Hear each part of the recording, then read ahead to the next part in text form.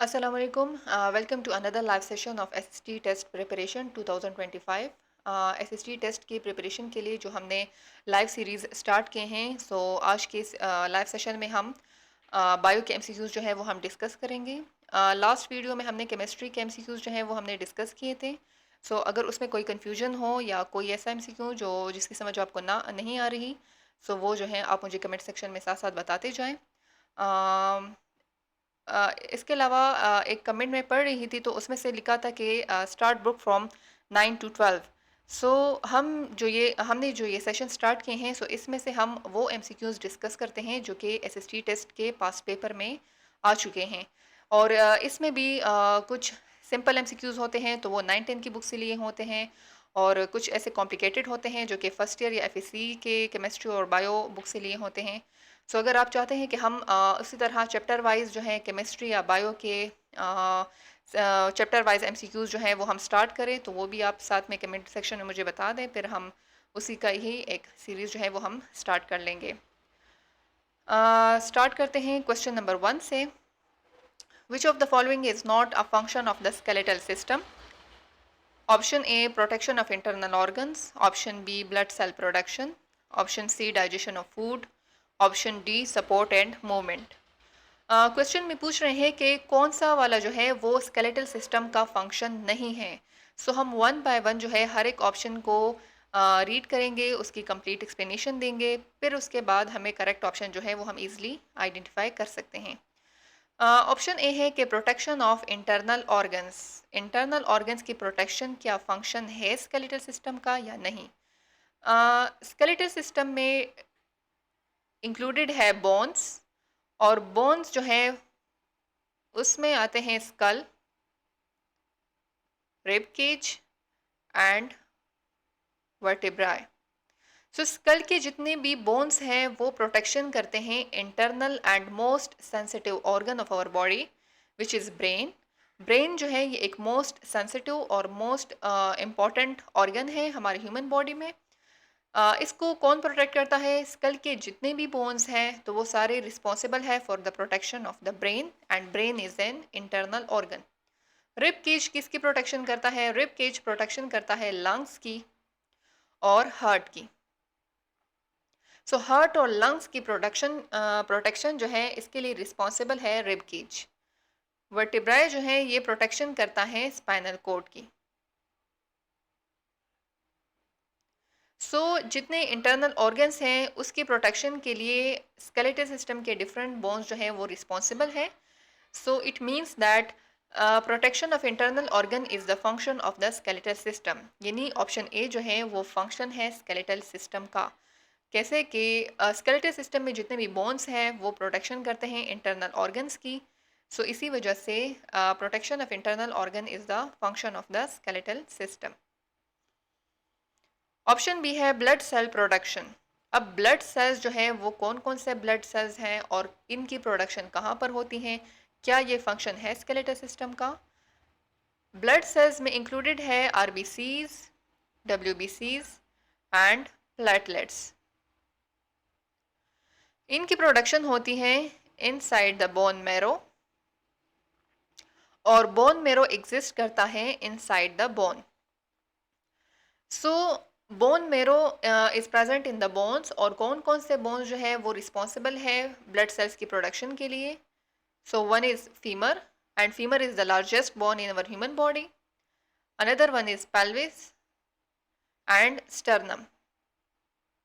ये बोन्स जो है इनके अंदर जो बोन मेरो होता है वो रिस्पॉन्सिबल होता है ब्लड सेल्स की प्रोडक्शन के लिए, और ये ब्लड सेल्स की प्रोडक्शन होती है through a process known as हेमेटोपोएसिस।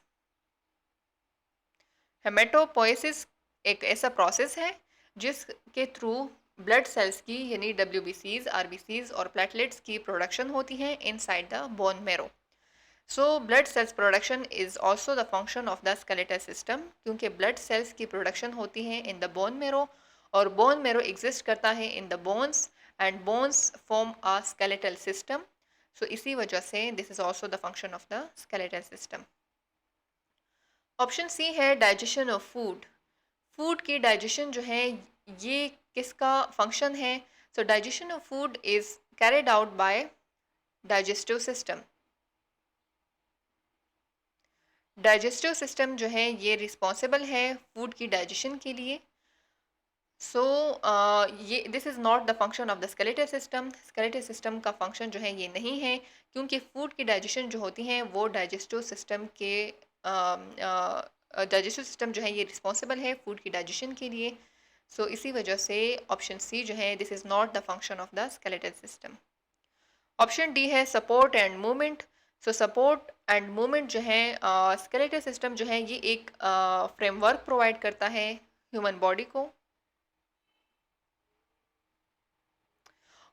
जिस और this is also responsible for providing support and also maintain the shape of the human body। और स्केलेटल सिस्टम की वजह से ही बोन जो है वो बॉडी जो है वो इस कैपेबल होती हैं कि वो मूवमेंट कर सकती हैं। सो अगर स्केलेटल सिस्टम ना हो सो डिफरेंट ऑर्गन्स जो है वो अपनी एक स्पेसिफिक पोजीशन पर प्लेस नहीं होते, वो कोलैप्स कर जाते हैं, जिसकी वजह से हमारी ह्यूमन बॉडी जो है they are enable to move. So movement और सपोर्ट जो है ये भी फंक्शन है स्केलेटल सिस्टम का। So option A, option B and option D are the function of the skeletal system. Question में है कि which of the following is not a function. So option C जो है this is not the function of the skeletal system. Correct option जो है वो option C है। Option C is the correct option in question number 1।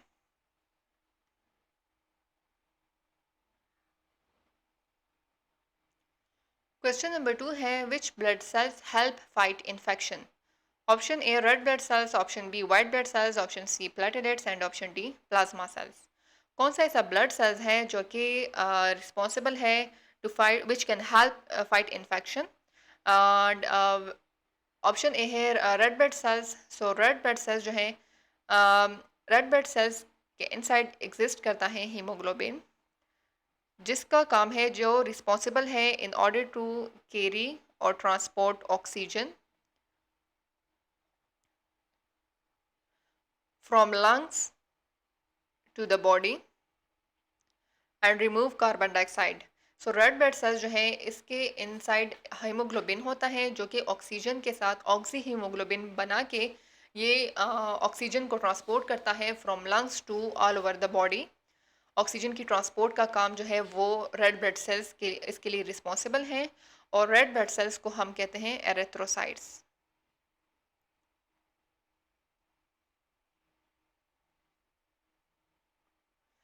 White blood cells जो है इसको हम कहते हैं लीकोसाइट्स, जो कि रिस्पॉन्सिबल है in order to provide immunity to the body. और इम्यूनिटी कैसे प्रोवाइड करती है? They can defend the body against the pathogen.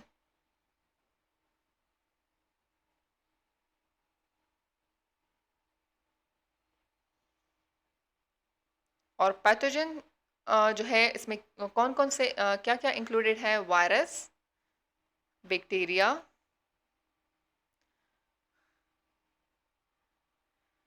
parasites, anything which are foreign to the body, which are not body cells, and which are responsible to harm to provide to harm our body cells। सो उनको हम कहते हैं pathogen, जो कि हमारी body का part नहीं होते, जो कि आउटसाइडर्स होते हैं और हमारी बॉडी में इंटर हो के बॉडी सेल्स को हार्म करते हैं, तो उसको हम कहते हैं pathogens. So white blood cells are responsible to provide immunity and they defend the body against the pathogen, and they also help in order to fight infection। Option C है platelets. सो platelets जो है उसको हम कहते हैं thrombocytes.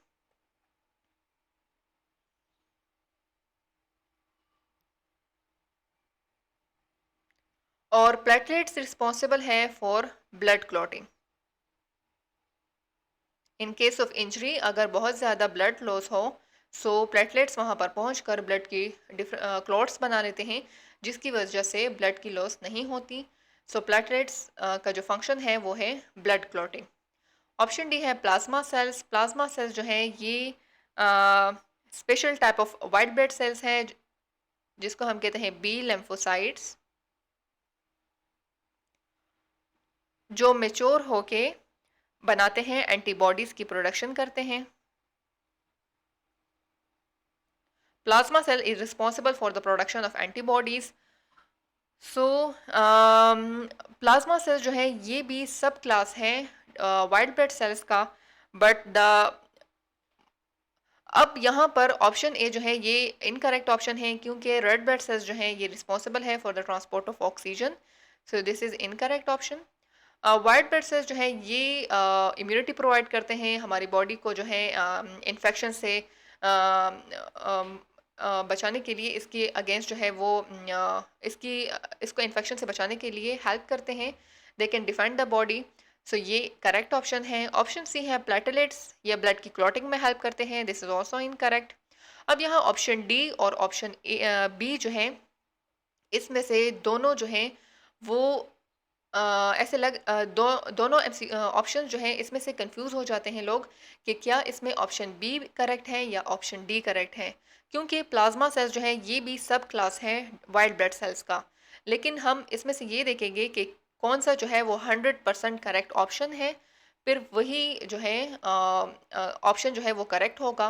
White blood sales और अगर plasma cells को हम देखें, सो plasma cells is the subclass of white blood sales, यानी प्लाज्मा सेल्स एक सब क्लास है जिसका काम है जस्ट एंटीबॉडीज़ की प्रोडक्शन करना।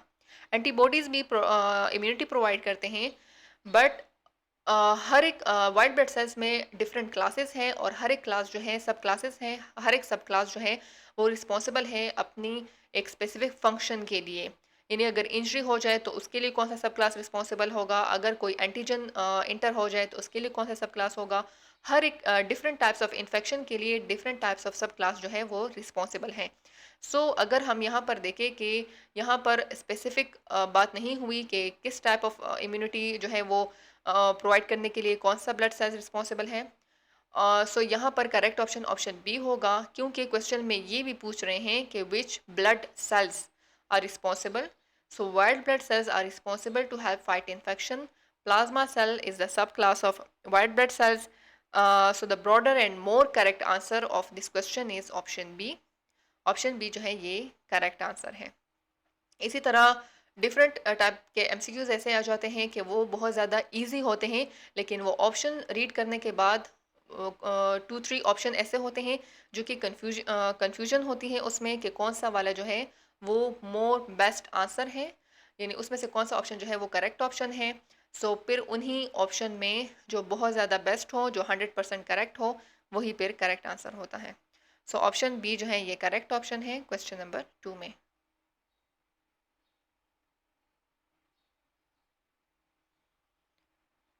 क्वेश्चन 3 है कि what process do plant use to make their own food.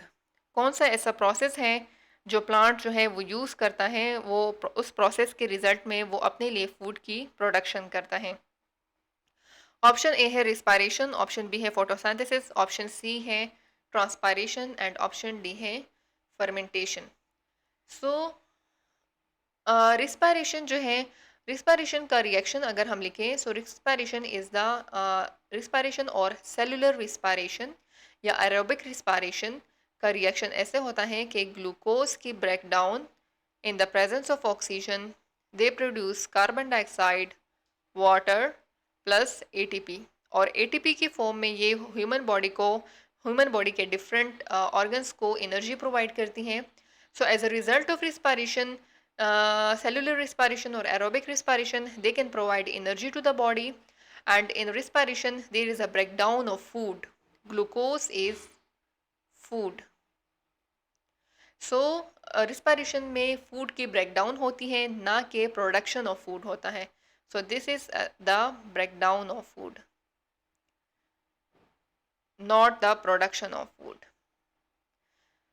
Option B है photosynthesis, photosynthesis is the production of food and this process occur in plants. अब इसका रिएक्शन जो होता है वो बिल्कुल ऑपोजिट है, रिवर्स रिएक्शन है टू द रिस्पायरेशन। यहाँ पर कार्बन डाइऑक्साइड वाटर के साथ कंबाइन होके in the presence of sunlight बनाता है glucose plus oxygen. So this is the reverse reaction of respiration. Photosynthesis में फूड की प्रोडक्शन होती है and this process is carried out by the plants in order to make their own food. Option C है transpiration. सो transpiration में क्या होता है कि प्लांट के जो लीव्स होते हैं उसके अंदर होता है स्टोमेटा। स्टोमेटा से जब वाटर वेपर्स की लॉस हो, loss of water vapours occur from stomata and this process is known as transpiration। just like in our human body, हमारी human body में sweating होती हैं, water vapors के loss होती हैं जिसकी वजह से heat भी हमारी human body से release होता है और हमारे human body का internal temperature को maintain रखने के लिए ये process होता है। so transpiration is also the same process in plants and plants में कहाँ पर होता है, plant में जो leaves हैं, leaves के अंदर होता है stomata और stomata से water vapors की loss होती हैं। so इस प्रोसेस को हम कहते हैं transpiration. So this is not the production of food, this is just the loss of water vapours from stomata which is present in the leaves and this process help in cooling and transport but not in food making। Option D है fermentation. Fermentation जो है ये micro organism में ये process होता है और ये fermentation is also called anaerobic respiration. Anaerobic respiration is also called fermentation। This type of respiration occur in the absence of oxygen। अगर ऑक्सीजन ना हो या विदाउट ऑक्सीजन या लो लेवल ऑफ ऑक्सीजन हो सो फिर फर्मेंटेशन होता है and this is not a method used by the plant to make food. So option A जो है ये इनकरेक्ट है क्योंकि ये ब्रेक डाउन ऑफ फूड होता है रिस्पायरेशन में। फोटोसिंथेसिस में फूड की प्रोडक्शन होती है सो दिस इज़ करेक्ट क्योंकि ये this process is perform by the plants in order to make their own food. Option C है transpiration. This is not this is just the loss of water vapors from leaves and this process is not used for the food making। so option C जो है ये भी incorrect है। option D है fermentation। fermentation is also anaerobic respiration और इसमें भी food की ब्रेकडाउन होती है ना कि फूड की प्रोडक्शन होती है। सो ये वाले जो है ये भी इनकरेक्ट ऑप्शन है। सो ऑप्शन बी जो है ये करेक्ट ऑप्शन है। Option B is the correct option in question number 3। Question number 4 है कि what type of reproduction result in the genetically identical offspring। Option A है सेक्सुअल रिप्रोडक्शन, ऑप्शन बी है fertilisation, option C है asexual reproduction, option D है pollination. कौन सा ऐसा reproduction के टाइप है जिसके रिजल्ट में जेनेटिकली आइडेंटिकल ऑफस्प्रिंग की प्रोडक्शन होती है। सो these are types of the sexual these are types of the reproduction और ऑप्शन ए है सेक्सुअल रिप्रोडक्शन जिसमें two gametes, it involves two gametes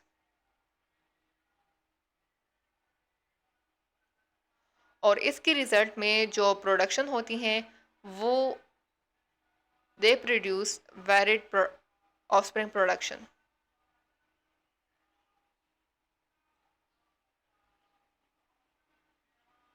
so question में पूछ रहे हैं कि कौन सा ऐसा रिप्रोडक्शन की टाइप है जिसमें जेनेटिकली आइडेंटिकल ऑफस्प्रिंग यानी क्लोन्स की प्रोडक्शन होती है जो कि एग्जैक्ट कॉपी होती है टू इट्स पेरेंट। सो वो कौन सा टाइप ऑफ रिप्रोडक्शन है। सो ऑप्शन ए जो है ये इनकरेक्ट है क्योंकि इसके रिजल्ट में डिफरेंट टाइप्स ऑफ ऑफस्प्रिंग की प्रोडक्शन होती है, they are not identical to their parents. Option B है फर्टिलाइजेशन। फर्टिलाइजेशन जो है इसमें भी फ्यूजन होती है।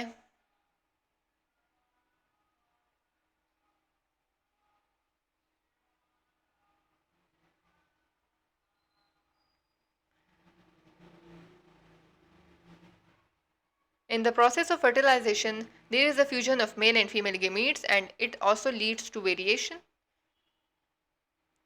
So ये वाला भी इनकरेक्ट ऑप्शन है क्योंकि इसमें भी डिफरेंट टाइप्स ऑफ ऑफस्प्रिंग जो है इसकी प्रोडक्शन होती हैं। ऑप्शन सी है एसेक्सुअल रिप्रोडक्शन। एसेक्सुअल रिप्रोडक्शन अकर इन बैक्टीरिया और इसके डिफरेंट जो टाइप्स है वो है budding, binary fission.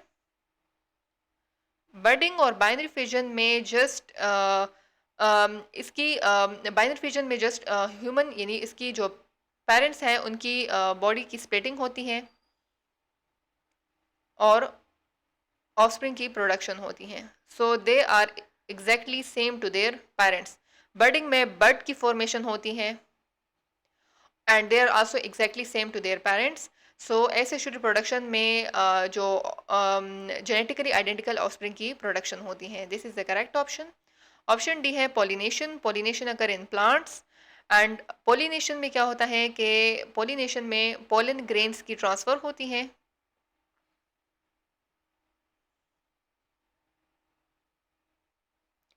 from one parent to another, from anther to stigma।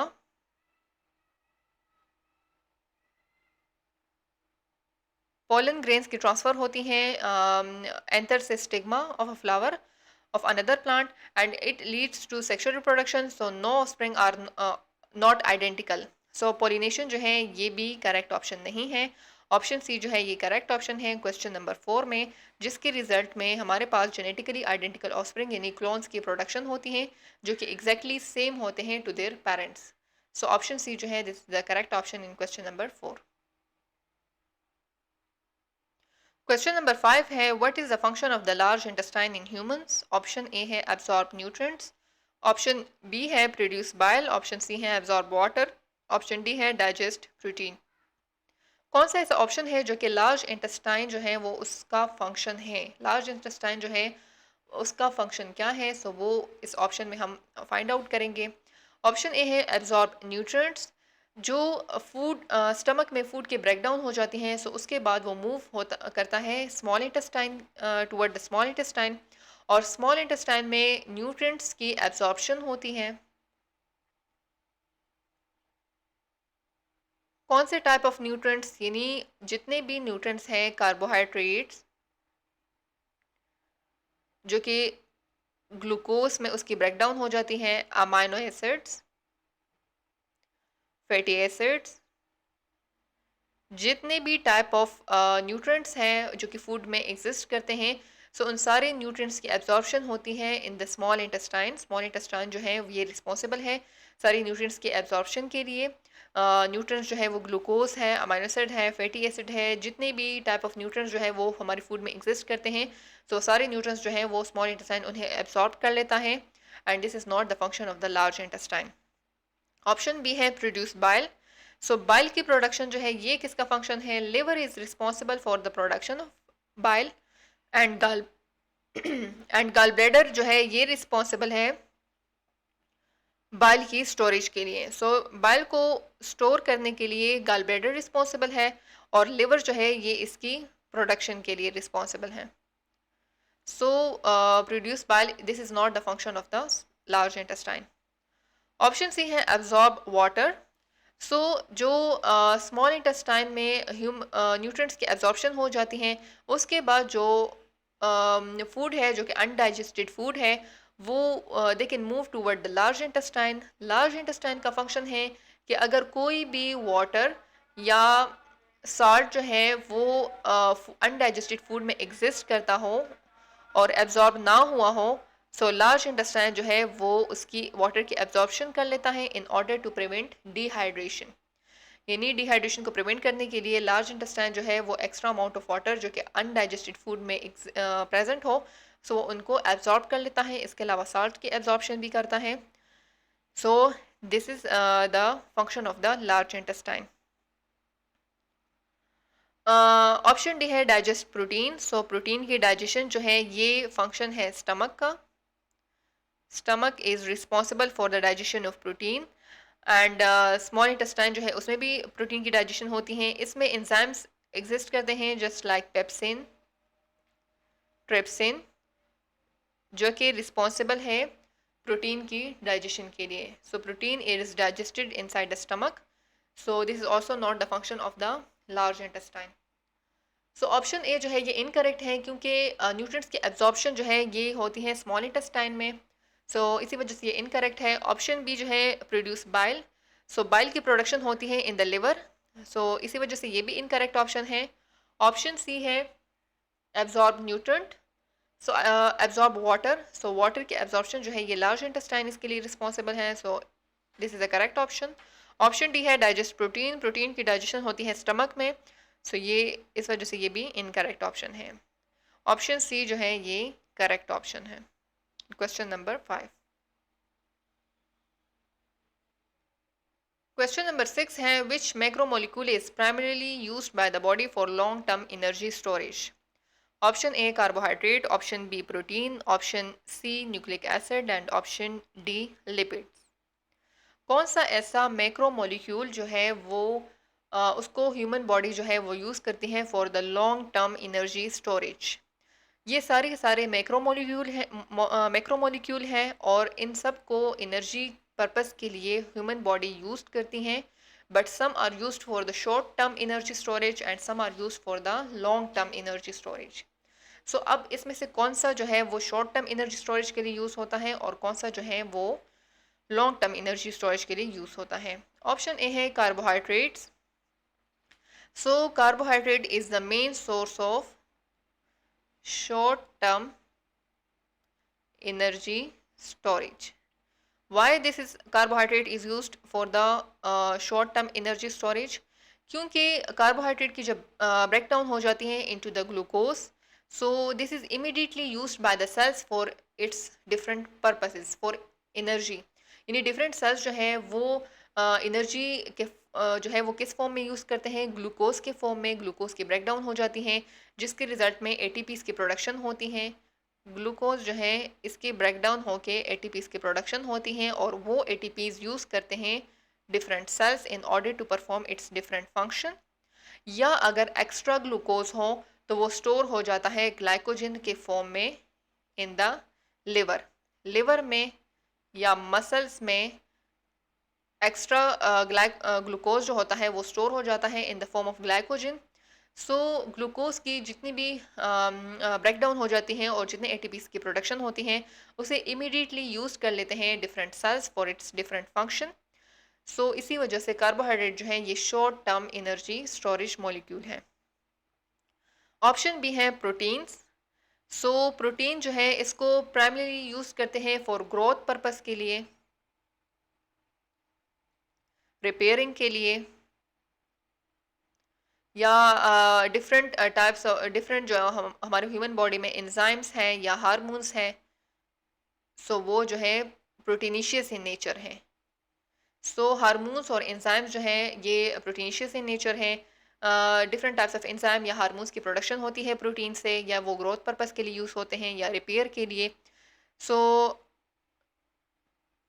ये प्रोटीन जो है इसको हम प्रेफर नहीं करते एज अ एनर्जी सोर्स, क्योंकि ये only used in emergency and starvation. यानी ये जस्ट इमरजेंसी के टाइम में या एंजाइम की प्रोडक्शन होनी होती है या हार्मोन्स की प्रोडक्शन के लिए, या स्ट्रक्चरल प्रोटीन होते हैं तो वो उसके लिए रिक्वायर्ड होते हैं प्रोटीन्स। तो इसी वजह से हम इसको नहीं कह सकते कि this macromolecule is used for the energy storage.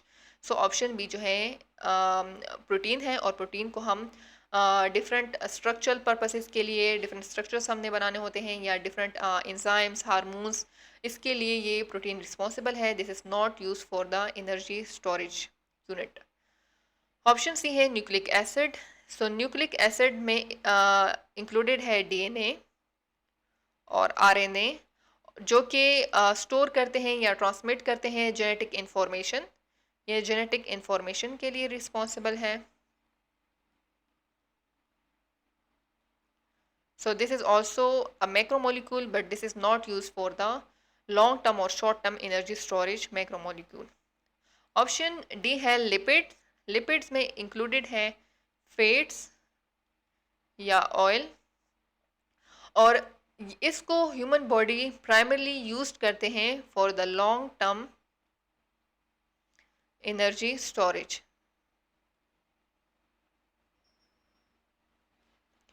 और ज़्यादातर जो लिपिड्स हैं सो वो स्टोर होते हैं इन द एडिपोज टिश्यू।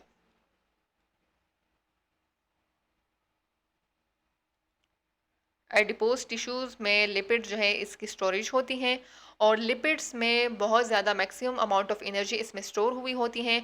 अगर lipids because lipids contain more energy पर ग्राम देन कार्बोहाइड्रेट्स और प्रोटीन्स। लिपिड्स में 9 किलो कैलोरी पर ग्राम जो है इसमें इसके वन मॉलिक्यूल के ब्रेकडाउन से इतनी अमाउंट ऑफ एनर्जी की प्रोडक्शन होती है।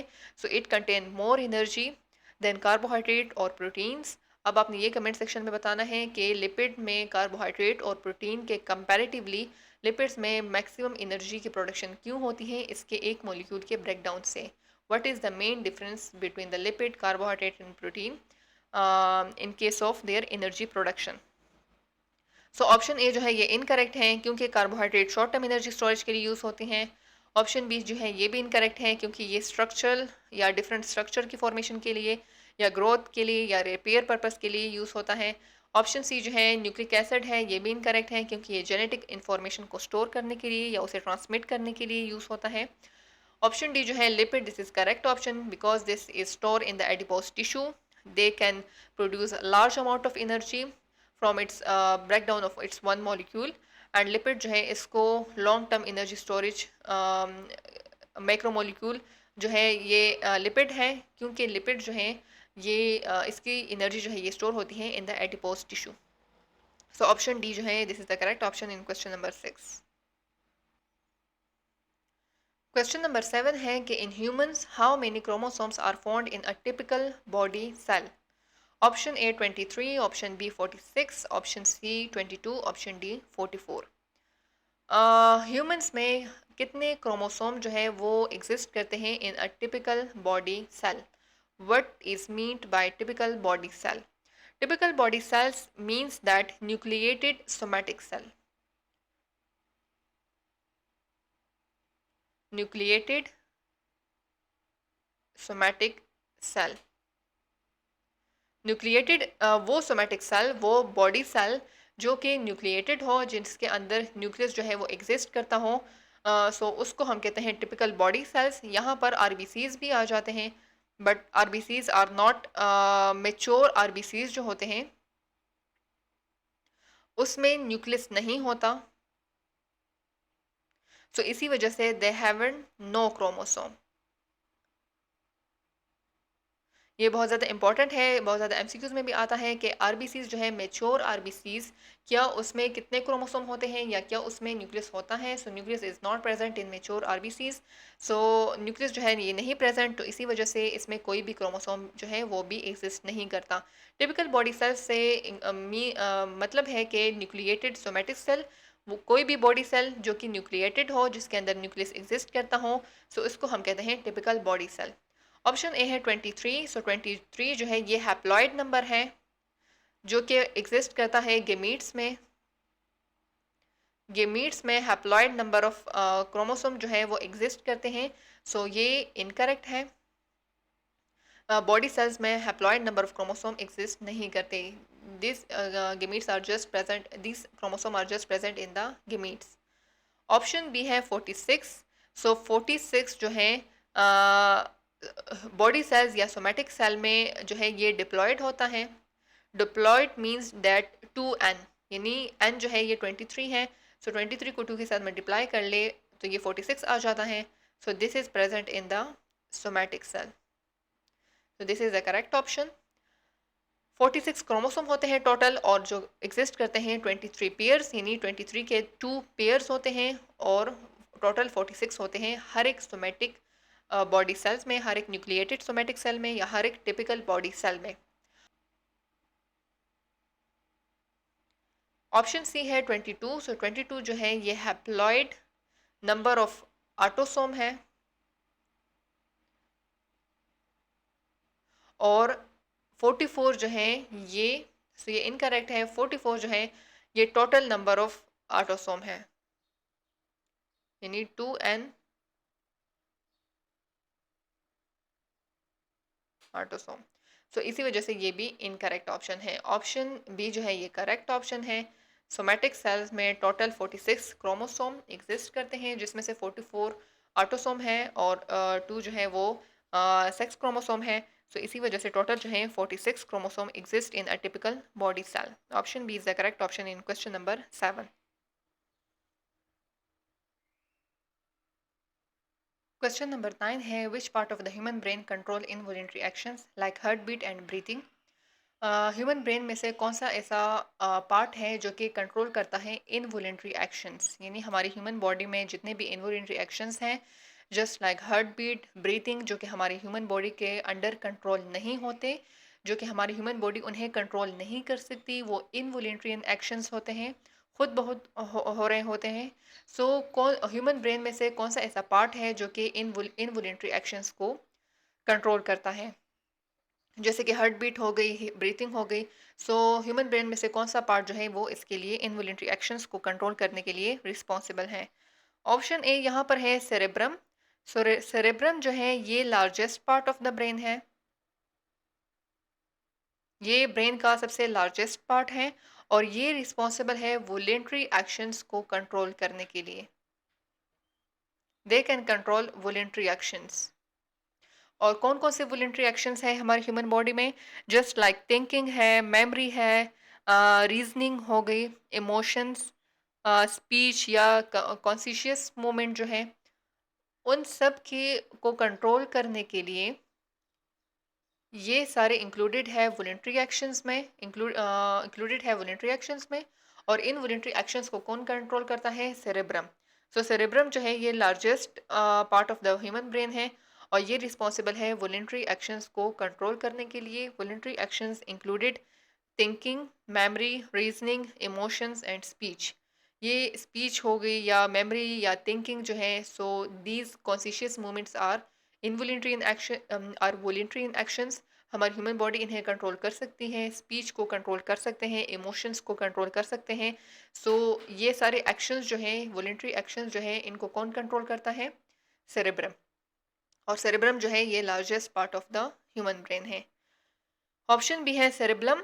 सो सेरेब्लम जो है ये बी वॉलेंट्री एक्शंस को कंट्रोल करता है।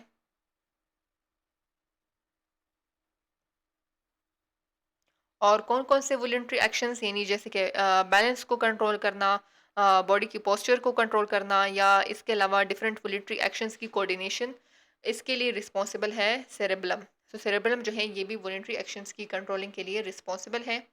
ऑप्शन सी है medulla oblongata. Medulla oblongata, this is the part of the brain stem. ये ब्रेन स्टेम का पार्ट है और मेडुला ऑब्लोंगेटा जो है ये रिस्पॉन्सिबल है इन वॉलेंट्री एक्शंस को कंट्रोल करने के लिए। इन जितने भी हमारी ह्यूमन बॉडी में इनवॉलेंट्री एक्शंस हैं, जो कि एसेंशियल है for the human body survival, so उसके लिए रिस्पॉन्सिबल है medulla oblongata. Just like heart beat जो है ये इनवॉलेंट्री एक्शन है, ब्रीथिंग जो है ये भी इनवॉलेंट्री एक्शन है। हार्ट बीट और breathing is very much important for the individual survival. हर एक ह्यूमन बॉडी की सर्वाइवल के लिए जो मोस्ट इम्पॉर्टेंट इनवॉलेंट्री एक्शंस हैं वो है हार्ट बीट और ब्रीथिंग। और जिन्हें कौन कंट्रोल करता है? ह्यूमन ब्रेन का कौन सा पार्ट इसके लिए रिस्पॉन्सिबल है? Medulla oblongata. इसके अलावा ब्लड प्रेशर, स्वेलविंग या डाइजेस्टिव रिफ्लेक्सेस, तो जितने भी डाइजेशन के प्रोसेस में जितने भी रिफ्लेक्सेस होते हैं, सर्टेन इनवॉलेंट्री एक्शंस होते हैं, या स्वेलविंग प्रोसेस के लिए, या ब्लड प्रेशर जो है, इन्हें कौन कंट्रोल करता है? या ब्रीथिंग, हार्ट बीट, इन सब को कंट्रोल करता है मेडुला ऑब्लोंगेटा। ऑप्शन डी है थैलेमस। सो थैलेमस जो है ये एक रिले सेंटर के तौर पर काम करता है। Relay centre means act as a bridge and ये सेंसरी इंफॉर्मेशन को पास करता है टू द सेरेब्रम। यानी जितने भी सेंसरी इंफॉर्मेशन है उन्हें भी सेरेब्रम कंट्रोल करता है और थैलेमस इसके लिए रिस्पॉन्सिबल है जितने सेंसरी ऑर्गन्स हैं उनसे सेंसरी इंफॉर्मेशन पास करता है to the thalamus. And this is also involve in awareness या पेन परसेप्शन के लिए या अलर्टनेस के लिए थैलेमस जो है वो इसके लिए रिस्पॉन्सिबल है। सो ऑप्शन सी जो है ये करेक्ट ऑप्शन है, medulla oblongata. Medulla oblongata is responsible for the involuntary actions and this is part of the human brain which can control involuntary actions just like heartbeat and breathing. So option C is the correct option in question number 9. Question number 10 है which human organ is responsible for filtering urea from the blood. कौन सा human organ जो है वो responsible है blood की filtration के लिए, ब्लड की प्यूरिफिकेशन के लिए, और जितने ब्लड में यूरिया एग्जिस्ट करता है उसकी फिल्ट्रेशन के लिए कौन सा ऑर्गन रिस्पॉन्सिबल है?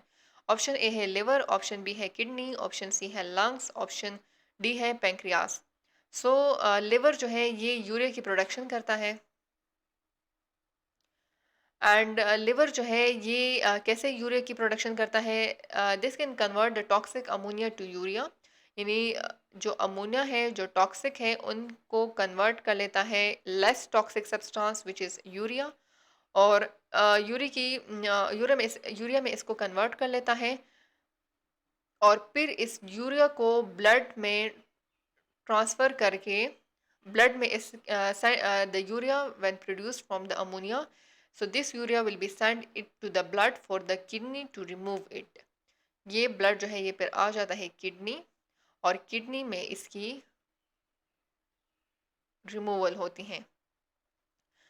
But liver is not responsible for the filtering out of urea. ये जस्ट लिवर जो है ये यूरिया की प्रोडक्शन करती है फ्रॉम द अमोनिया। इन्हीं प्रोटीन के ब्रेकडाउन से डिफरेंट सब्सटेंसेस बनते हैं, अमोनिया की प्रोडक्शन भी होती हैं। फिर वो अमोनिया जो है this is a very much toxic in our human body. Liver responsible है इस हार्मफुल इस टॉक्सिक प्रोडक्ट को लेस टॉक्सिक सब्सटेंस में कन्वर्ट करने के लिए। सो यूरिया की लिवर जो है इस अमोनिया को यूरिया में कन्वर्ट कर लेता है, और फिर इसको यूरिया को इंक्लूड कर लेता है ब्लड में। ब्लड जो है वो इम्प्योर हो जाता है, ब्लड आ जाता है किडनी में, और किडनी में इसकी यूरिया की रिमूवल हो जाती है। So liver is not responsible for urea removal, it is also only responsible for the urea production. Kidney जो है, किडनी में क्या होता है, किडनी में मिलियंस ऑफ नेफ्रॉन जो है वो एग्जिस्ट करते हैं, and nephron is also the building is the structure and functional unit of the kidney. So this is the most important part of the kidney, nephron. nephron में different इसके parts होते हैं जो कि responsible होते हैं blood की purification के लिए, जिसमें glomerulus होता है। ग्लोमेरुलस में यूरिया जो है जो कि एक नाइट्रोजीनियस वेस्ट है, सो या दूसरे स्मॉल सोल्यूट्स जो होते हैं जो कि प्लाज्मा में एग्जिस्ट करते हैं, ब्लड के प्लाज्मा में। So after the selective reabsorption या सिक्रीशन, जितने भी नेफ्रॉन में जितने भी ट्यूब्यूल्स हैं उसमें सेलेक्टिव रीअब्जॉर्प्शन के बाद, सिक्रीशन के बाद यूरिया जो है वो excrete out in the urine, यानी यूरिन में यूरिया जो है वो एक्सक्रीट आउट हो जाता है, and this is the primary route for urea removal from the body. So kidney जो है ये ब्लड की प्यूरिफिकेशन कर लेता है। किडनी में 1 billions and millions of nephron can exist in the kidney and which are responsible for the urine production. और nephron में डिफरेंट इसके पार्ट्स हैं, ग्लोमेरुलस है, ट्यूब्यूल्स हैं जो कि रिस्पॉन्सिबल है for the selective reabsorption and secretion of different ions along the tubules. और फिर ये रिस्पॉन्सिबल है यूरिया की एक्सक्रीशन के लिए इन the form of urine. Urine की प्रोडक्शन कर लेते हैं जिसके थ्रू ये यूरिया को बॉडी से एक्सक्रीट आउट कर लेते हैं, and this is the primary route for the urea removal from the body. Option C है लंग्स। लंग्स रिस्पॉन्सिबल है just for the gases exchange. इसमें गैसेस की एक्सचेंज होती है और different types of gases just like O2 and carbon dioxide. No role in urea filtration. इसका कोई role नहीं है यूरिया की फिल्ट्रेशन में, ये जस्ट रिस्पॉन्सिबल है गैसेस की एक्सचेंज में। So lungs are not responsible for the urea removal, they are just responsible for the exchange of different gases. Option D है पेंक्रियास। पेंक्रियास जो है ये बनाते हैं डिफरेंट डाइजेस्टिव एंजाइम्स, या एंजाइम्स की प्रोडक्शन करते हैं या हार्मोन्स की, just like insulin and glucagon. Different hormones की प्रोडक्शन करते हैं या डिफरेंट एंजाइम्स की प्रोडक्शन करते हैं, और उन हार्मोन्स और एंजाइम्स की प्रोडक्शन करते हैं जो कि डाइजेस्टिव एंजाइम्स होते हैं जो कि डाइजेशन के प्रोसेस में हेल्प कर लेते हैं। तो पेंक्रियास इसके लिए रिस्पॉन्सिबल है। इसका कोई भी काम नहीं है इन फिल्टरिंग ऑफ ब्लड, यानी ब्लड की फिल्टरिंग में पेंक्रियास का कोई रोल नहीं है। ब्लड से यूरिया को फिल्टर आउट करने के लिए जो मेन ऑर्गन जो रिस्पॉन्सिबल है वो है किडनी। सो किडनी जो है ऑप्शन बी जो है this is correct option in question number 10। Option A this is incorrect क्योंकि लिवर जो है वो जस्ट यूरिया की प्रोडक्शन करता है। ऑप्शन सी जो है वो lungs, lungs just exchange of gases करते हैं। ऑप्शन डी है pancreas, pancreas is also incorrect क्योंकि ये जस्ट डाइजेस्टिव एंजाइम्स या हार्मोन्स की प्रोडक्शन करते हैं जो कि प्रोसेस ऑफ डाइजेशन में रोल प्ले करते हैं। सो ऑप्शन बी जो है this is the correct option in question number 10। Question number 11 है कि which of the following blood vessels carry oxygen rich blood from the lungs to heart. कौन सा ऐसा ब्लड वेसल है जो कि oxygen rich blood means that oxygenated blood. जिस blood में ऑक्सीजन एग्जिस्ट करता है उसे हम कहते हैं ऑक्सीजन रिच ब्लड या oxygenated blood from lungs to the heart. कौन सा ब्लड वेसल जो है वो रिस्पॉन्सिबल है लंग्स से हार्ट को ऑक्सीजनेटेड ब्लड की ट्रांसपोर्ट में? कौन सा ब्लड वेसल उसके लिए रिस्पॉन्सिबल है? सो ऑक्सीजनेटेड ब्लड की ट्रांसपोर्ट के लिए from the lungs to the heart option A है पल्मोनरी आर्टरी, ऑप्शन बी है पल्मोनरी वीन, ऑप्शन सी है एओर्टा एंड ऑप्शन डी है वेना केवा। आर्टरी जो है ये रिस्पॉन्सिबल होते हैं ऑक्सीजनेटेड ब्लड की ट्रांसपोर्ट के लिए और वीन्स जो होते हैं ये रिस्पॉन्सिबल होते हैं for the deoxygenated blood की ट्रांसपोर्ट के लिए। But here pulmonary artery is the opposite of arteries. Pulmonary artery का काम होता है डी ऑक्सीजनेटेड ब्लड की ट्रांसपोर्ट के लिए। ये डी ऑक्सीजनेटेड ब्लड को ट्रांसपोर्ट करते हैं from the right ventricle of the heart to the lungs. Right ventricle से लंग्स को ये ट्रांसपोर्ट करते हैं deoxygenated blood in order to in order for oxygenation, यानी ऑक्सीजनेशन के लिए ये राइट वेंट्रिकल से ब्लड को ट्रांसपोर्ट करते हैं to the lungs. Right ventricles में सारी के सारे डी ऑक्सीजनेटेड ब्लड जो है इसकी कलेक्शन हो जाती हैं और right ventricle is responsible for the transport of D oxygenated blood from the pulmonary artery is responsible for the transport of deoxygenated blood from the right ventricles to the lungs. So right ventricle से फिर pulmonary artery में blood जो है वो transport होता है to the lungs in order for its oxygenation. Option B है pulmonary veins. Pulmonary vein is the opposite of the veins क्योंकि वीन्स रिस्पॉन्सिबल है डी ऑक्सीजनेटेड ब्लड की ट्रांसपोर्ट के लिए एंड पल्मोनरी वीन जो है ये ट्रांसपोर्ट करता है ऑक्सीजनेटेड ब्लड को लंग से लेफ्ट आर्ट्रियम। हार्ट का जो लेफ्ट आर्ट्रियम है वहाँ पर ऑक्सीजनेटेड ब्लड की ट्रांसपोर्ट होती हैं by the pulmonary veins from the lungs, यानी लंग्स में जो ब्लड की ऑक्सीजनेशन हो जाए सो वो जो है उसे ट्रांसपोर्ट करता है pulmonary vein to the left atrium और लेफ्ट आर्ट्रियम से फिर ब्लड ट्रांसपोर्ट होता है टू द लेफ्ट वेंट्रिकल और लेफ्ट वेंट्रिकल से फिर ह्यूमन एओर्टा में सेंड हो जाता है blood and then aorta will be responsible for in order to transport the blood to the rest of the body. Option C जो है वो है एओर्टा। सो एओर्टा जो है ये लार्जेस्ट आर्टरी है और वेना केवा जो है ये लार्जेस्ट वीन्स है। सो एओर्टा जो है ये किसके लिए रिस्पॉन्सिबल है जब ब्लड ऑक्सीजन रिच ब्लड या ऑक्सीजनेटेड ब्लड लेफ्ट वेंट्रिकल से एओर्टा में चले जाता है। So aorta is responsible to transport blood to the rest of the body but not from the lungs, from the left ventricle. Option D है vena cava. वेनाकेवा जो है ये सुपीरियर और इंफीरियर वेनाकेवा होते हैं जो कि लार्जेस्ट वीन्स हैं और ये जो है कैरी करते हैं deoxygenated blood from the body back to the right atrium of the heart. यानी हमारी ह्यूमन बॉडी में जितने भी डी ऑक्सीजनेटेड ब्लड होता है वो वेनाकेवा सुपीरियर और इंफीरियर वेनाकेवा के थ्रू वेनाकेवा में स्टोर हो जाता है जो कि वेनाकेवा इन ब्लड को ट्रांसमिट करता है टू द राइट आर्ट्रियम से सेंड होता है to the right ventricles. Right ventricle से फिर ये ब्लड डीऑक्सीजनेटेड ब्लड ट्रांसपोर्ट होता है through pulmonary artery to the lungs. Lungs में इसकी प्यूरिफिकेशन हो जाती है और आफ्टर ऑक्सीजनेशन लंग्स से ये ट्रांसपोर्ट होता है oxygenated blood by the pulmonary veins to the left atrium.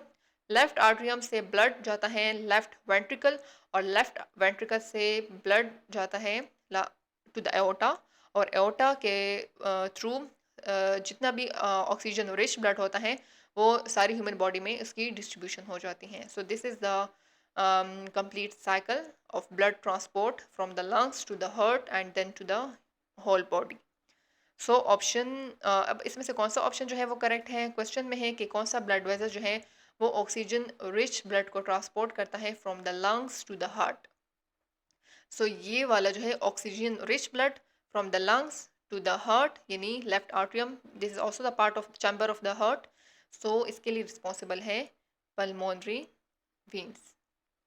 So option B जो है ये रिस्पॉन्सिबल है for the transport of the oxygen rich blood from the lungs to the heart. Option B is the correct answer in the question number 11. Question number 12 है कि what happens to the diaphragm during inhalation. Option A it relax and moves upward, option B है it contract and moves downward, option C है it contract and moves upward, option D है it becomes rigid and stops moving. What is diaphragm? So diaphragm is a dome shape structure and ये एक dome shaped sheet है जो कि muscles है, ये dome shaped muscles है, sheet of muscles है जो कि लंग्स के बेस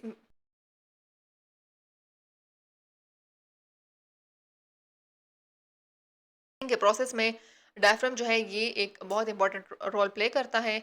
और डायफ्राम जो है इसको ये भी कहते हैं कि this is separation of the chest cavity from the peritoneal cavity, यानी जो दो कैविटीज़ हैं, जो दो पार्ट्स हैं, उनकी सेपरेशन के लिए भी डायफ्राम जो है ये यूज होता है। So this is a dome shaped structure sheet of muscles which are responsible for the which is present at the base of the lungs, और ये जो है ब्रीथिंग के प्रोसेस में बहुत इंपॉर्टेंट रोल प्ले करता है। अब ड्यूरिंग इनहेलेशन ब्रीथिंग में तो टू प्रोसेसेस हैं, एक है इनहेलेशन, दूसरा है एक्सहेलेशन। सो इनहेलेशन में क्या होता है और एक्सहेलेशन में क्या होता है? Inhalation is the breathing in, inhale of oxygen is called inhalation. अब जब ब्रीथिंग हो रही है, इनहेलेशन का प्रोसेस हो रहा है, सो कौन कौन से प्रोसेस जो है वो स्टेप्स जो है इसमें ड्यूरिंग इनहेलेशन कौन कौन से फेनोमेनास होते हैं? During inhalation the diaphragm contracts, diaphragm जो है ये कंट्रैक्ट हो जाता है, फ्लैटन हो जाता है एंड मूविंग डाउनवर्ड। डायफ्राम जो है ड्यूरिंग इनहेलेशन थोरेसिक कैविटी का वॉल्यूम जो है वो इंक्रीज हो जाता है,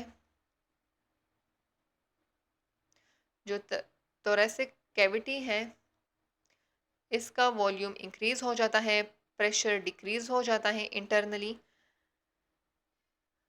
and the air the pressure will be decreased, the pressure inside the lungs decreases, the volume increases, which causing the air to flow in because air moves from the high pressure to the low pressure. So internally lungs में pressure कम हो जाता है and air always moves from high pressure to the low pressure region. So air moves in into the lungs. So during inhalation जब air जो है वो lungs के internal जो है वो इंटर हो जाती हैं, सो डायफ्राम उसके प्रेशर की वजह से डायफ्राम जो है वो ये कॉन्ट्रैक्ट हो जाता है, क्योंकि इस पर प्रेशर पड़ रही होती है, ये फ्लैटन हो जाता है and it moves downward. So option A है it relax and moves upward, so this is not, this is the opposite of inhalation, और ये प्रोसेस होता है एक्सहेलेशन में। एक्सहेलेशन में क्या होता है? एक्सहेलेशन में बिल्कुल रिवर्स प्रोसेस होता है, वॉल्यूम जो है वो कम हो जाता है इनसाइड द लंग्स, प्रेशर जो है वो ज़्यादा हो जाता है। So air always move from high pressure to low pressure. So air जो है this the pressure inside the lungs increases which pushing the air out. So air जो है वो हमारे ह्यूमन बॉडी से टू द एटमॉस्फेयर बाहर की तरफ चली जाती है because of the pressure difference. अब प्रेशर कम होने की वजह से डायफ्राम जो है ये रिलैक्स हो जाता है और मूव्स अपवर्ड, यानी अपनी पोजीशन में दोबारा चले जाता है। सो ऑप्शन ए जो है ये इनकरेक्ट है, ये करेक्ट होगा एक्सहेलेशन के लिए। एक्सहेलेशन के प्रोसेस के टाइम ये वाला फेनोमेना होता है, डायफ्राम जो है ये रिलैक्स हो जाता है और it can moves upward because of the increase in pressure and decrease in volume inside the lungs. Option B है it contract and moves downward, ये कंट्रैक्ट हो जाता है and moves downward. So option B जो है ये correct option है, क्योंकि ड्यूरिंग इनहेलेशन प्रेशर की एयर की प्रेशर की वजह से ये डायफ्राम जो है ये कंट्रैक्ट हो जाते हैं या फ्लैटन हो जाते हैं and this can moves downward. Option C है it contract and moves upward, so this is also incorrect, ये कंट्रैक्ट हो जाते हैं but this can not moves upward, this can moves downward because of the increase of the pressure of the air. So ये incorrect है।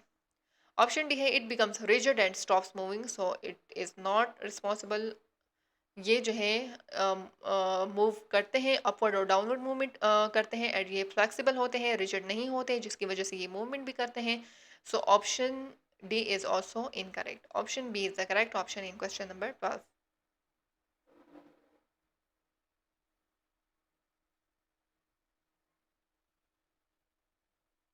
Question number 13 है कि which of the following is a function of the chlorophyll, कौन सा ऐसा option है जो कि क्लोरोफिल का फंक्शन है?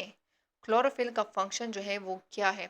सो ऑप्शन ए है absorb carbon dioxide, option B है स्टोर ग्लूकोज, ऑप्शन सी है absorb light energy, option D है रिलीज ऑक्सीजन। क्लोरोफिल क्या है? Chlorophyll this is a pigment which is present in chloroplast. ये chloroplast में present है और जो कि हेल्प करता है in the process of photosynthesis. Photosynthesis के प्रोसेस में क्लोरोफिल जो है ये एक पिगमेंट है जो कि इम्पोर्टेंट रोल प्ले करता है। अब फोटोसिंथेसिस के कौन से स्टेप में क्लोरोफिल जो है वो रिस्पॉन्सिबल है? सो फोटोसिंथेसिस में कंप्लीट जो इसका प्रोसेस है वो है carbon dioxide, water, in the presence of sunlight this form glucose plus oxygen.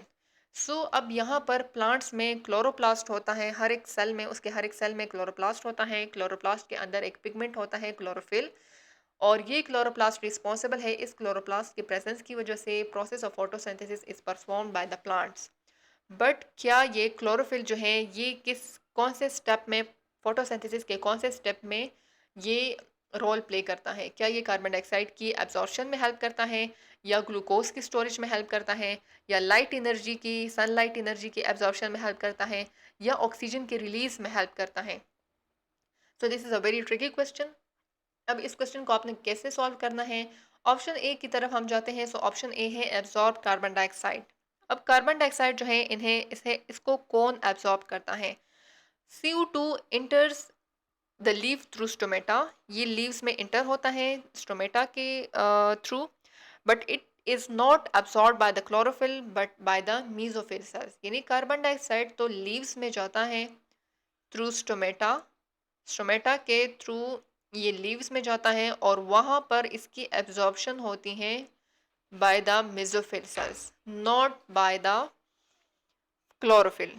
Plants में क्लोरोप्लास्ट भी होता है, हर एक सेल में क्लोरोप्लास्ट होता है, हर एक क्लोरोप्लास्ट में क्लोरोफिल पिगमेंट होता है, but pigment is not responsible for the carbon dioxide absorption. Carbon dioxide is absorbed in the leaves through stomata by the mesophyll cells. Mesophyll cells जो हैं ये रिस्पॉन्सिबल है कार्बन डाइऑक्साइड की absorption के लिए। So this is not correct. Option B है store glucose. अब glucose की जब प्रोडक्शन हो जाती है as a result of process of photosynthesis, so plant store glucose as starch.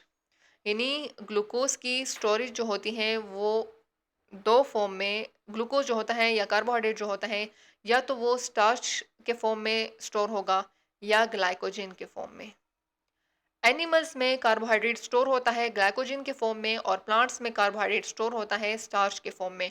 So starch जो है इस फॉर्म में ग्लूकोज स्टोर होता है और प्लांट जो है इन्हें स्टोर करते हैं, but chlorophyll is not responsible for the storage of glucose और स्टार्च। सो ये भी इनकरेक्ट है। ऑप्शन सी है एब्जॉर्ब लाइट एनर्जी। अब यहाँ पर लाइट एनर्जी जो है वो है सनलाइट, यानी सनलाइट एनर्जी जो है इसकी एब्जॉर्प्शन कौन करता है? So chlorophyll capture, this chlorophyll is responsible for the capturing of light energy which is mainly जो रेड पोर्शन होता है और ब्लू रीजन जो है सनलाइट में जो स्पेक्ट्रम है उसका रेड और ब्लू जो रीजन है उसकी एब्जॉर्प्शन करता है and convert them into chemical energy to for the synthesis of glucose. Light energy को कन्वर्ट करता है केमिकल एनर्जी में, और उस क्लोरोफिल जो है ये एब्जॉर्ब कर लेता है लाइट एनर्जी को, then convert them into chemical energy for the synthesis of glucose. So option C जो है ये करेक्ट ऑप्शन है। क्लोरोफिल जो है ये एक पिगमेंट है जो कि क्लोरोप्लास्ट में एग्जिस्ट करता है, और प्रोसेस ऑफ फोटोसिंथेसिस में ये क्या रोल प्ले करता है? ये लाइट एनर्जी की एब्जॉर्प्शन करता है and convert them into chemical energy for the synthesis of glucose. Option D है रिलीज ऑक्सीजन। तो ऑक्सीजन को कौन रिलीज करता है? Oxygen is a by product है in the process of photosynthesis. जो वाटर मॉलिक्यूल जो है ये स्प्लिट हो जाते हैं, इसकी फोटोलाइसिस हो जाती हैं, but chlorophyll does not release oxygen, it only help in the capturing of light for the process of photosynthesis. So option C जो है ये करेक्ट ऑप्शन है। Chlorophyll is responsible in order to absorb light energy. Option D जो है ये भी incorrect option है। Option C is the correct option in question number 13. Question number 14 है कि what is the main nitrogenous waste in human? Human में main nitrogenous waste जो है वो क्या है? ऑप्शन ए है अमोनिया, ऑप्शन बी है नाइट्रेट, ऑप्शन सी है यूरिक एसिड, ऑप्शन डी है यूरिया। सो जब इन सारे नाइट्रोजनस वेस्ट की प्रोडक्शन किस मैक्रोमोलिक्यूल के ब्रेकडाउन के रिजल्ट में इसकी प्रोडक्शन होती है? जब प्रोटीन की ब्रेकडाउन हो जाती है इनटू अमाइनो एसिड्स, फिर अमाइनो एसिड जो है ये इसकी दोबारा ब्रेकडाउन हो जाती हैं और ये नाइट्रोजन कंटेनिंग पार्ट्स में इसकी फॉर्मेशन हो जाती हैं, डिफरेंट नाइट्रोजनस वेस्ट की फॉर्मेशन हो जाती हैं, जस्ट लाइक अमोनिया। सो लिवर कन्वर्ट करता है इस लिवर जो है प्रोटीन की जब ब्रेकडाउन हो जाती है इन द स्टमक और स्मॉल इंटेस्टाइन, अमाइनो एसिड की प्रोडक्शन हो जाती है। फिर अमाइनो एसिड की जब फर्दर स्प्लिटिंग होती है सो डिफरेंट नाइट्रोजनस प्रोडक्ट्स बनते हैं विच इज़ अमोनिया। लिवर जो है ये कन्वर्ट करता है अमोनिया को यूरिया में। फिर यूरिया जो है ये कंबाइन होता है इन द ब्लड, ब्लड के साथ कंबाइन होके ये जाता है किडनी में, और किडनी में ब्लड की प्यूरिफिकेशन के बाद किडनी जो है ये फिल्टर करता है यूरिया को एंड एक्सक्रीटेड दम इन यूरिन।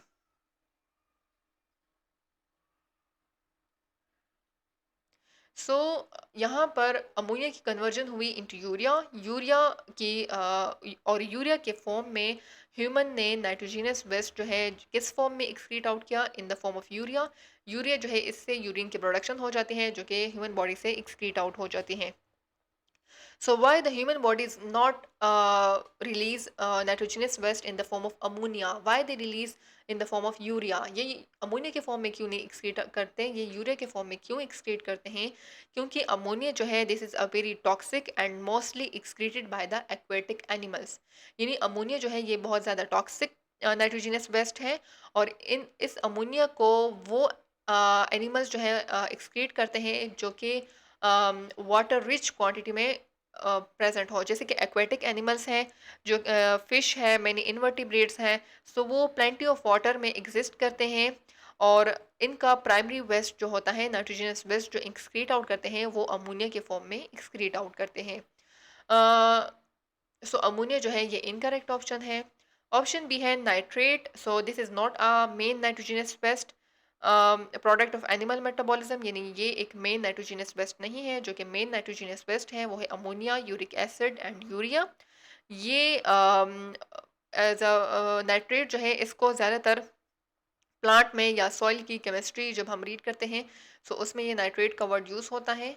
ऑप्शन सो ये भी इनकरेक्ट है। ऑप्शन सी है यूरिक एसिड। यूरिक एसिड को वो एनिमल्स जो है एक्सक्रीट आउट करते हैं जो कि जिसमें बहुत ज़्यादा कम क्वांटिटी में वाटर जो है वो एग्जिस्ट करता हो, just like birds, reptiles. Birds और रिप्टाइल्स इस टाइप के जो एनिमल्स हैं जो कि डेजर्ट ड्वेलिंग एनिमल्स हैं जो कि वाटर की कंजर्वेशन करते हैं, सो ये एक्सक्रीट आउट करते हैं nitrogenous waste in the form of uric acid जो कि बहुत ज़्यादा लेस टॉक्सिक भी है और इसके लिए लेस अमाउंट ऑफ वाटर की नीड भी होती है। So uric acid is excreted out by the birds and reptiles, so इस वजह से ये भी इनकरेक्ट है। Urea is a main nitrogenous waste which is excreted out by the humans and urea जो है इसकी प्रोडक्शन होती है लिवर में और लिवर के बाद ये ब्लड के साथ कंबाइन होके किडनी में पहुंचकर वहाँ पर ब्लड की जो प्यूरिफिकेशन होती है सो यूरिया जो है उससे यूरिन की प्रोडक्शन हो जाती है जो कि फिल्टर आउट होता है हमारी ह्यूमन बॉडी से and this can act as a main nitrogenous waste in the humans. So option D जो है this is the correct option in question number 14। Question number 15 है कि which part of the flower develop into a fruit after fertilization? Option A है ovary, option B है petal, option C है anther, option D है sepal. So flower का कौन सा ऐसा पार्ट है जो कि जिसकी डेवलपमेंट हो जाती है into fruits after fertilization? Fertilization के बाद जब फ्रूट्स की डेवलपमेंट जो है वो फ्लावर के किस पार्ट से होती है? सो फ्लावर के रिप्रोडक्टिव और नॉन रिप्रोडक्टिव पार्ट्स हैं। ओवरी जो है ये कार्पल के बेस पर एग्जिस्ट करती हैं, this is located at the base of carpel and this is the female part of the flower. Ovary जो है ये एक फीमेल पार्ट है फ्लावर का and after fertilization the ovary develops into a fruits. Ovary से fruits की development होती है और ओवरी के इनसाइड जो ओव्यूल होता है, ओवरी के ovule exist inside the ovary ovule से बनते हैं सीड्स। सो ये वाला पॉइंट जो है ये बहुत ज़्यादा इंपॉर्टेंट है कि ओवरी से फ्रूट की प्रोडक्शन होती हैं और ओव्यूल्स से सीड्स की प्रोडक्शन होती हैं which can exist inside the ovary, just like fruits के अंदर जितने सीड्स होते हैं। सो वो शो करते हैं कि फ्रूट जो है ये ओवरी से बना है और ओवरी के अंदर जो ओव्यूल्स हैं उससे सीड्स बने हैं। सो यहाँ पर एक बहुत ज़्यादा इंपॉर्टेंट ये भी है कि जितने नंबर ऑफ ओव्यूल्स होंगे उतने नंबर ऑफ सीड्स भी होंगे, यानी हर एक ओव्यूल जो है वो एक सीड की प्रोडक्शन करेंगे। So number of seeds will be equal to the number of ovules inside the ovary. So this is correct option. Option B है petal. Petal जो है ये brightly colored structure है. This is a brightly colored structure and ये जो है किसके लिए responsible है? ये pollinators को attract करने के लिए responsible है and this can not develop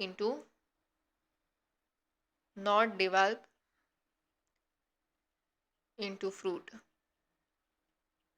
so petal जो है ये ब्राइटली कलर्ड स्ट्रक्चर है और ये जस्ट पोलिनेटर को अट्रैक्ट करने के लिए ये पेटल जो है ये रिस्पॉन्सिबल है। So this is not correct.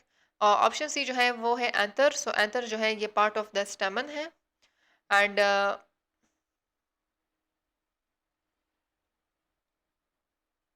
this anther is the part of the stamen. The stamen is the male part of the flower and it can produce pollen grains. Pollen grains की production करता है. It does not turn into fruits. So option C जो है ये भी incorrect है. Option D है sepal. Sepal जो है ये green leaf-like structure है.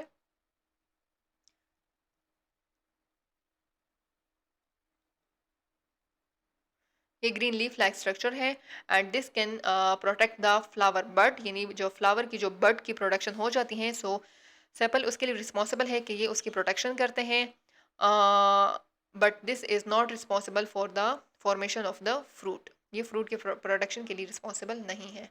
सो ऑप्शन ए जो है ये करेक्ट ऑप्शन है। ओवरी जो है ये कार्पल के बेस में एग्जिस्ट करता है और ये रिस्पॉन्सिबल है फ्रूट्स की प्रोडक्शन के लिए। Inside the ovary ovule exist करते हैं जो कि सीड्स की प्रोडक्शन के लिए हेल्प करते हैं। So the part of the flower which develop into fruit after fertilization is ovary. Option A is the correct option in question number 15। आज के इस लाइव सेशन में हमने 15 जो है एमसीक्यूज का डिस्कस किए हैं with correct option and complete explanation. Next जो लाइव सेशन होगा उसमें हम केमिस्ट्री के एमसीक्यूज जो है वो हम डिस्कस करेंगे।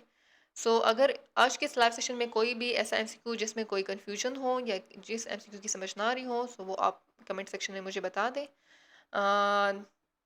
मिलते हैं नेक्स्ट लाइव सेशन में, तब तक के लिए अल्लाह हाफिज़।